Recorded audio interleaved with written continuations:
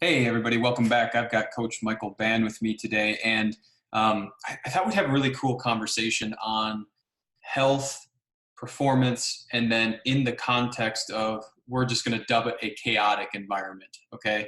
Um, and so Michael's the perfect guy to come on because he understands performance in multiple different buckets. He also understands difficult environments, having been in the military, etc. And I'd love to get his perspective on how these things can coexist and how people can perform at their best. So, Michael, let me try to set some questions up here.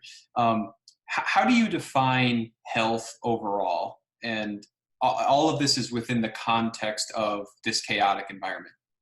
Yeah. Really to me, health is, being able to live well, or maybe describing it as like living to your highest values, despite the inescapable illnesses and diseases that we're all going to encounter in our life. So even in today's day and age with this virus, COVID-19, health would be the ability to still live and do things, move and be fit and lift stuff and take care of yourself, even though some of us are going to get sick, whether it's, the flu or COVID-19 or the colds or whatever. We're all going to get sick at some point. It's inescapable. I suspect that I'm sorry. I suspect that when we talk performance, you're going to hit on this or a version of this. But when I hear you talk about health and you're talking about living to the fullest, how much of that is purposeful? Like how much of that is a lot? Yeah, man. I think one, like, purpose drives life. So, think about, dare I say, the carrot that we dangle in front of ourselves, right? Like, having something to look forward to can drive life. I'll give you the most perfect example of this. My father in 2018 for Christmas was in the ICU. We were 100% positive he was going to die. And he was on a BiPAP, so not even a CPAP, but a BiPAP, ICU. We were so sure he was going to die. We flew my brother, his wife, and his 4 kids out the day before Christmas on like a 3-hour notice, and it cost us like $30,000 to bring the whole family out on such short notice right before Christmas. And my dad was really sick. My brother and I hadn't been in the same room in a long time, and we hadn't really talked a lot. My brother is in his 50s, and I'm only, in my early 30s. So there's a huge age gap. So I grew up without him around. My brother and I making fun of each other and just shooting the shit and laughing in the same room as my dad brought him back. And then I told him, I was like, hey, Dad, if you can get better and we can get you off oxygen and you can kind of like walk and do things on your own, I'll fly both of my brothers out and take us all out to a steak dinner at the nicest steakhouse in the entire city. And it's on me. And I'll do that for my birthday. And that hope, that purpose, 4 weeks later, he was completely off oxygen and he was back to normal. And then I flew my brothers out and we all went out to a steak dinner and it was great. Purpose drives life. And if you hate your job, are resentful of your social circle, aren't really excited for much, and like if your workout is the best part of your day, I get that. I hear that a lot from people. But I would challenge you to kind of rethink where your life's at. If literally that 1 hour is like the thing you look forward to in your life. I've worked with people who have resentment towards their families because they're like, I never really wanted kids, but I had them because my wife wanted them. And there's some really dark things in people's minds that can absolutely impact your health and also your performance. So, like, to me, if we talk health, that's obviously a little different conversation than performance. If we're talking performance, we're talking like the balance and integration of, the intellectual, emotional, spiritual, occupational, physical, and even like your social environments. All of that has to kind of be well, like, put together to kind of drive performance. Like, we get stronger when we lift with stronger people. I don't get stronger by lifting with somebody that's weaker than me. I go lift with Danny Nichols, and I just get stronger by being in the room with the guy. And anyone that knows Danny can attest to that because they've been around when he strict press 315. Yeah. All of us had our testosterone levels jump up a little bit just by watching that. We were like, oh, dude, I could strict press 150. Yeah. Yeah. So that balance of all of that is also really, really important. And then if your purpose is driven by performance in athletics, to me, that's also living well. So I see a lot of people perform, and you're asking a lot of your body, and we're not, we're not aloof to the idea that CrossFit's healthy for us if we're trying to be like, Rich Froning or Frazier. But there's definitely some ill health to that, and we have to acknowledge that. But if you're fully aligned with it and you find fulfillment in it, it's way better versus like, I hate back squats, but I'm forced to back squat every day. You're going to get really tanked pretty quick. So all that has to be kind of aligned for both health and performance. Interesting. I don't know that I've ever heard it connected that way, but gosh, that makes a lot of sense. Now, maybe some of the words on intention could be interpreted as purposeful, right? But let's talk about it very specifically in the context of COVID-19, chaotic environments.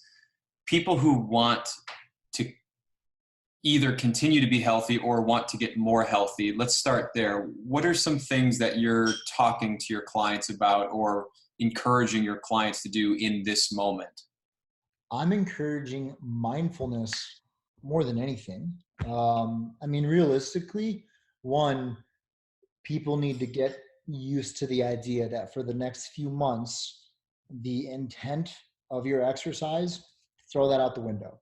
If you want to get, unless you have like a really nice home gym setup or whatever, but if you're one of the typical Americans that doesn't have a gym in their garage and you want to get stronger at your back squats and you don't have access to a squat rig or rack or whatever with a bar, just put that on hold for a little bit. Things are going to get better. We're all eventually going to come out of this, and we're all going to be smarter and wiser, and we'll wash our hands a little bit more for sure. But right now, just move.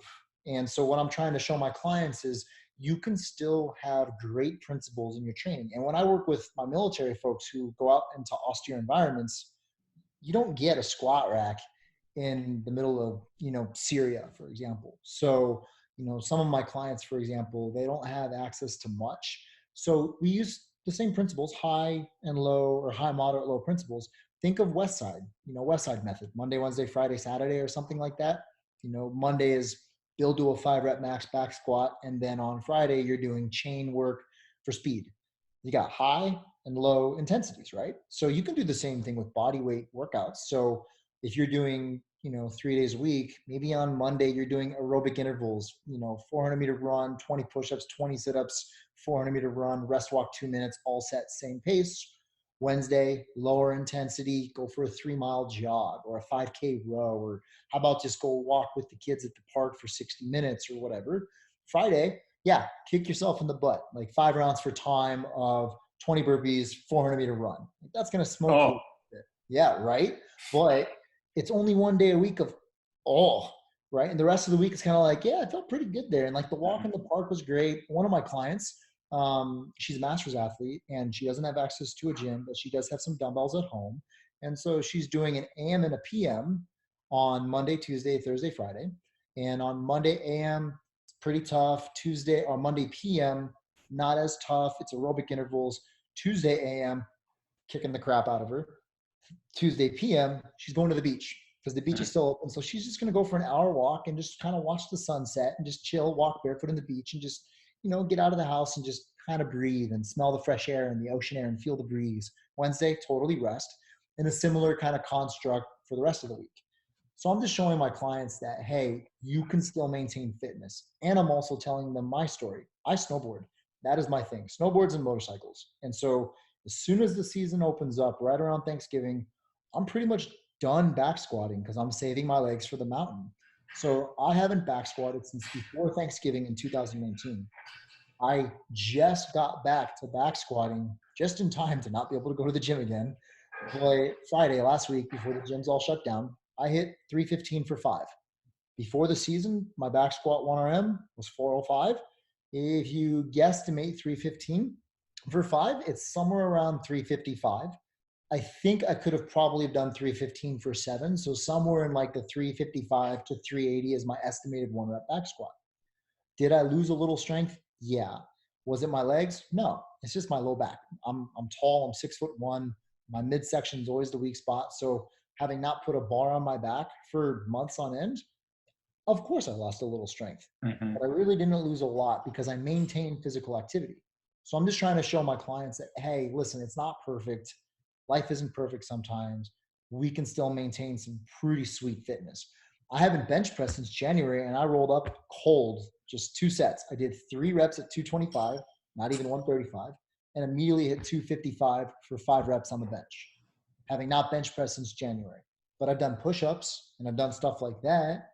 So you can maintain your fitness if you're looking to maintain elite level performance. That's going to tank a little bit, and you've got to be okay with that. But most people, I think, are really worried about losing their gains. And I'm just trying to explain to my clients, hey, listen, let's make sure we maintain the same behaviors and habits for food and nutrition. If anything, people are probably getting better nutrition now than they were before because they can't go out and eat and do happy hours all the time. So most of my clients are actually like, hey, I'm actually cooking more meals at home and I have better control of my food. And I'm like, hey, that's why you lost 3 pounds the other week. So there's some benefits there that I'm trying to encourage people to realize, like, hey, be mindful. Notice yourself getting a little anxious with the fact that you're not out and about all the time. Pay attention to your emotional responses to having less things to do. So one of my clients, she's in New York City, talked to her today. We kind of talked a little bit about, hey, you're used to the hustle and bustle of the city. Right now, the city is dead. Like nobody's out and about. It's really slow. And you aren't out and about trying to plan your whole day out nonstop. There is a level of emotional, like pent upness where it's just like, I feel like I should be doing something. Hmm, I'm not doing something. What do I do with this extra time? Nothing. You do nothing. You sit there and be present, watch a little Netflix or, do some air squats and some burpees, but just chill and recognize that the world is a little slower. Take advantage of it, sleep more. And so that's what I'm trying to do with my clients is encourage them to be mindful, recognize that, hey, yeah, some fitness might suffer. You might not maintain a 200 kilogram back squat or whatever, but it's temporary. And if anything, it's a great way for the universe to tell you, hey, here's a deload. Yeah.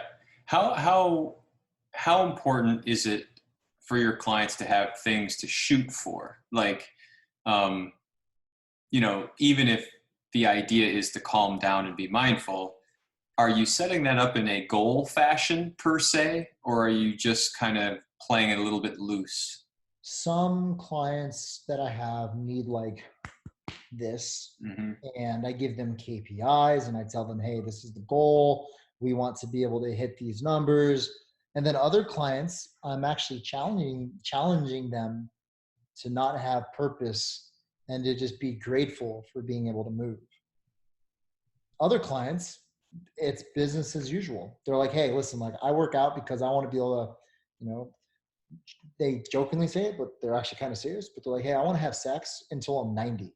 So that's why I work out. And I'm like, hell yeah, like let's go. Like, keep working out, and your fitness is there to make sure that you can live a nice, long, happy life and be a family person. And so not a whole lot has to change there because it still aligns with their goals. So it just depends on the human. So Hmm. yeah, some clients, they need that direction. They need that real masculine approach. Hey, this is exactly how we're going to approach it, blah, blah, blah. Other clients are just very much like into the flow. They're like, hey man, like whatever you want to give me, I'm good. Let me know. I'll get it done. Yeah. And then some clients, like I have to modify a lot because it seems like every 3 days there's new like quarantine rules or whatever. So Um, I know it depends per client, but what are some of the things that you are looking out for from your clients? Like in terms of, this might be going off the rails or they're getting stir crazy. Like, what are you looking for right now from your clients? And ultimately, what I want to do is the people listening, I want them to be a little bit more aware of what might be coming a week, 2 weeks, 2 months down the road. some things I'm looking out for would be your typical what we would just call BLGs. So, how's your sleep? Are you starting to have less sleep or better sleep? Are we sleeping in? Are we not sleeping in? I'm looking for some KPIs with my clients that have access to gyms, like their home gym, like in their garage. I have KPIs that I'll still look for, like, hey, any given day, you should be hitting 130 kilograms on your back squat for 5. So what's going on? You only hit 97 today. Talk to me. So I have KPIs in place within the design of the program to let me know, hey, we're still trending in the right way, or hey, John, something happened here. What's going on? Like, you're trending in the opposite direction. So those are some things. And then also just talking to all of my clients as much as I possibly can. Just kind of like, hey, talk to me. How are you feeling? What's going on? How's the wife? How are the kids? How's the dog? What's work like? And just trying to get a beat on where people sit. Because some people, they seem to be totally like, whatever, it's all good. They're kind of stoic. One of my clients today, she was like, hey, I'm very blessed. I got a husband that's introverted and kind of aspy. He doesn't want to go out anyway. And I've worked from home for 4 years, and my husband can work from home. And so for us, we're good. So don't even worry about me. Just keep doing what you're doing, coach. I'm like, all right, great. And then other clients are like, I'm not used to being around my wife 18 hours a day, dude. Like, I don't know what I'm going to do. Can I work out more? And I'm like, yes. Everybody's a little different. Yeah, but I think it's so important because everybody responds differently. There's different triggers, and so it's so hard to just give it one overarching idea. I mean, obviously we couldn't be more biased because we coach people one-to-one, but it's important whether you're somebody who is into this for the fitness and performance, or maybe you're a coach who has some clients and doing this. You've got to pay attention to what is actually happening and what people are actually feeling. So, Michael, I appreciate you as always coming on, man. It's always great to learn from you, and we will see you and everybody watching this next time. Thanks, guys. Cheers.